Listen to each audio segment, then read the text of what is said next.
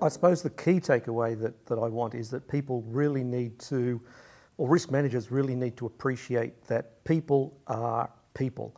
And in one way, we can simplistically look at people as having two sorts of mental processes. One is an automatic process, which gets us through 95, 99% of the day. And this is completely unconscious. The other one is what we typically think of as our conscious thought process. The standard way in which we think about risk management is to have processes and procedures. And that fits in with that conscious part of our brain. I have to think of a process that I'm going through. However, 95% of the time, that conscious process is turned off because it actually uses a lot of energy. And we are down at the level of the automatic process. And the automatic process is actually what drives culture. Culture is what happens when you're not thinking. What do you do when you're just on autopilot?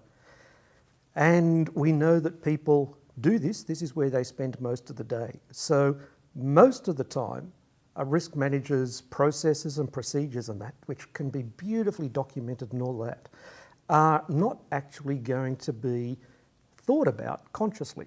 And if they're not down at the level of culture, people won't follow them. They will do what comes naturally to them. And so a risk management system needs to be robust to people not following the processes. And that is way too often forgotten. And if you want a second takeaway, one important takeaway is that it's at the top level of the organisation where the big decisions are being made that a lot of this understanding of process is actually not done. It is difficult to take the risk management standard, ISO 31000, and apply it to the strategic process. We can do that conceptually, but actually the people at the top of an organisation tend to be very overconfident, very over-optimistic. They have a great view of their own talent, and so, hey, I'm good. I don't need risk management. Now, that may not be an overt statement, but it's part of their automatic thinking. They are, because they got to where they are, because of their overconfidence. And so,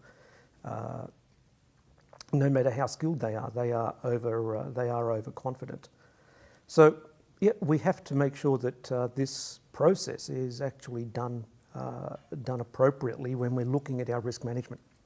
And that's only two, but I'll stop there. Yes.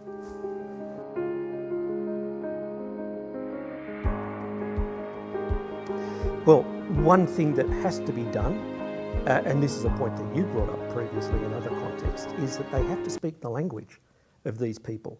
A risk manager who can't speak the language of the business can't do risk management, because risk management is actually part, or should be, part and parcel of the standard business processes.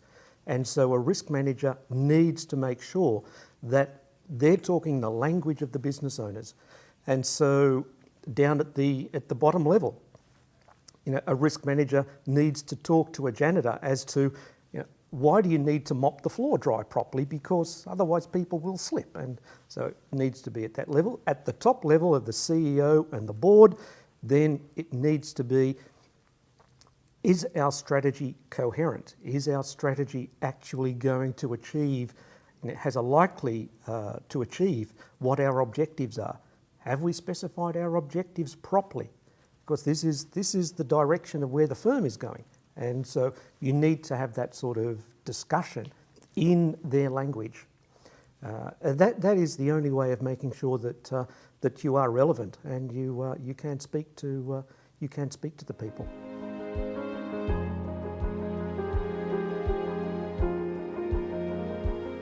I don't like somebody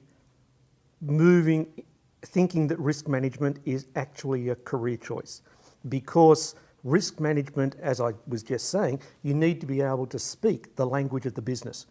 And so really, I would like to see anybody who was thinking about risk management to actually have some experience in another business unit and then move into risk management. Or if they want to tackle risk management in some way as a career, then they have to live with the realisation that there is actually a limited career path for them, because they'll be a very technical specialist, but they won't, for example, rise to the level of CRO without getting that business experience in what the business is doing.